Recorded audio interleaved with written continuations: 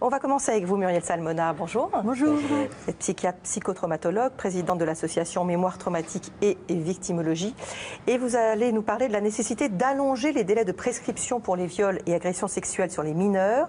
Une nouvelle loi doit être votée à l'Assemblée le 12 janvier. Une mission sur le délai de prescription a été confiée à Flavie Flament par la ministre de la Famille, de l'Enfance et des Droits des Femmes, Laurence Rossignol. Aujourd'hui, déjà, précisons quelle est cette prescription. Oui, alors la prescription, c'est la durée pendant laquelle, au-delà de laquelle il n'est plus possible de porter plainte et où on ne peut plus avoir de poursuites judiciaires au niveau pénal. Dans l'ensemble des délits et des crimes, c'est 3 ans pour les délits et 10 ans pour les crimes. Mais les législateurs ont prévu une durée spécifique pour les mineurs.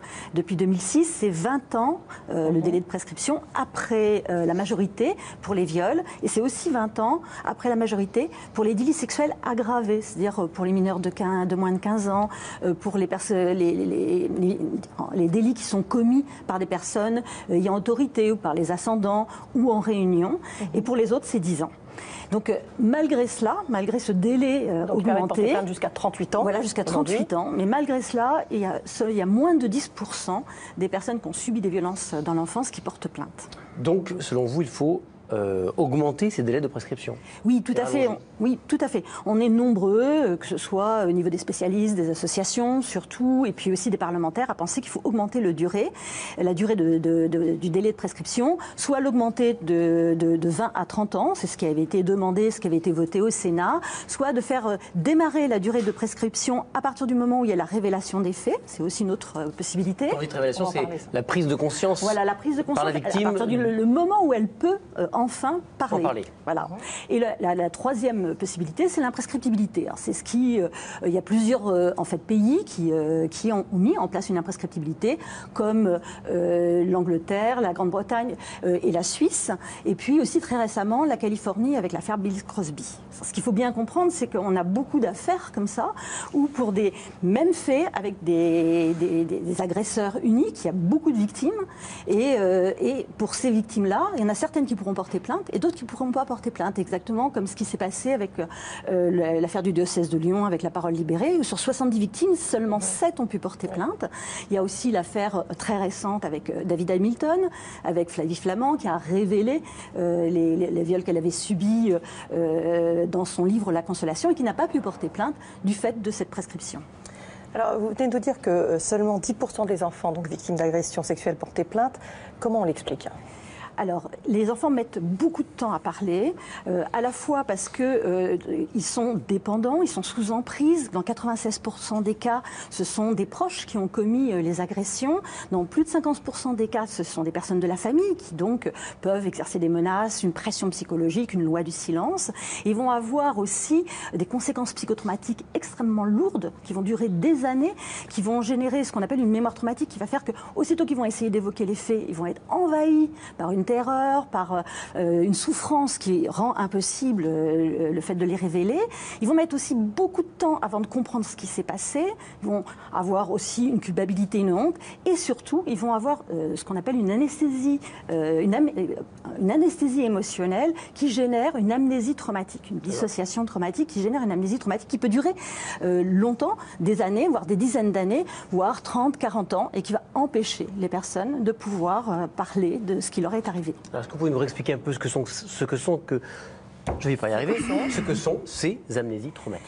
Alors c'est connu depuis le début du XXe siècle où on les avait décrites avec les soldats qui avaient été traumatisés, qui étaient amnésiques des combats. Et on sait qu'il y a à peu près 60% des enfants qui vont avoir des amnésies partielles et 40% des amnésies complètes, 30 à 40% des amnésies complètes, et que ce sont des phénomènes qui sont liés à des mécanismes de sauvegarde pour échapper à un stress extrême qui représenterait un risque vital pour le cerveau et pour le cœur de l'enfant. Du coup, il y a une sorte de disjonction qui se produit avec une interruption des circuits émotionnels et du circuit de la mémoire. Et du coup, une anesthésie émotionnelle qui va rendre les événements extrêmement irréels, déconnectés. Ce qu'on appelle une dissociation. Une dissociation. Et du coup, qui va empêcher la personne de prendre conscience, de ressentir ce qui s'est produit. Et c'est quand elle sort de cette anesthésie émotionnelle, de cette dissociation, que les faits vont apparaître dans toute leur horreur. Et c'est là, et Flavie Flament l'a très bien décrit dans La Consolation, c'est à ce moment-là que d'un seul coup, tout envahit. trahit le psychisme de la victime. Et souvent, c'est lié au fait que la victime, et particulièrement les victimes de violences sexuelles dans l'enfance, sont confrontées continuellement à leur agresseur pendant des années, voire au contexte ou aux personnes qui étaient présentes. Et c'est ça qui fait que le mécanisme de sauvegarde est tout le temps enclenché et empêche la personne effectivement de pouvoir révéler les faits et de porter plainte. Alors cette loi doit passer à l'Assemblée, je le disais, le 12 janvier. Quand même, il y a certains s'y opposent. Sur quels arguments ils s'opposent ?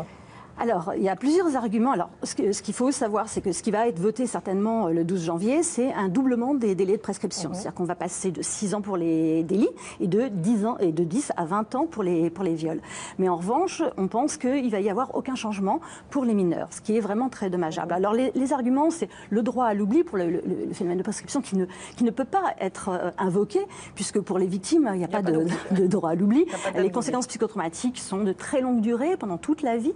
Il y a le fait que les preuves, enfin, il y a ce qu'on appelle une extinction des preuves, c'est qu'il y aurait de grandes difficultés pour faire la preuve mais c'est ce qui est déjà le cas, en fait, souvent, dès le départ. La parole d'un enfant, voilà, et que déjà, on sait qu'il y a 60% d'affaires qui sont classées immédiatement, donc c'est pas le problème, et ça ne doit pas empêcher le droit des personnes à porter plainte. Et puis, le dernier argument, c'est sur l'imprescriptibilité, c'est le fait que l'imprescriptibilité doit être uniquement réservée aux crimes contre l'humanité. Alors que ils ne se réduisent pas à ça. Voilà, ils se réduisent pas. Et puis on peut se dire aussi que justement les viols sur mineurs sont exceptionnels pour de beaucoup de raisons. D'abord par rapport à leur quantité. On sait que c'est 250 000 enfants qui sont violés ou qui subissent des tentatives de viol par an. C'est énorme. Donc il faut faire absolument quelque chose. Les mineurs sont les principales victimes de violences sexuelles. Il y a cette culture du déni, cette loi du silence qu'il faut vraiment briser. Et puis il y a ces conséquences psychotraumatiques à très long terme qui vont impacter la vie et la santé, hein, puisque le fait d'avoir subi des violences sexuelles dans l'enfance, c'est le déterminant principal de la santé, et ça peut faire perdre jusqu'à 20 ans d'espérance de vie. Donc il faut vraiment donc on pourrait parler d'un crime contre l'humain quand même. Voilà, c'est un crime contre l'humain, c'est un problème de santé publique majeur, c'est un problème donc humain majeur, et c'est vrai qu'il n'y ait pas d'impunité, c'est aussi un élément pour protéger des futures victimes, hein. Ça, il faut vraiment l'avoir en tête, et pour rendre aussi justice à ces personnes, parce que la reconnaissance des faits c'est un élément très très important dans la reconstruction. Et puis c'est ce qui permettrait aussi d'identifier toutes ces victimes beaucoup plus facilement et qu'elles puissent avoir accès à des soins qui sont absolument indispensables pour pouvoir se reconstruire et avoir échappé à toutes ces conséquences gravissimes sur la santé. Merci beaucoup. On suivra évidemment ces débats à l'Assemblée.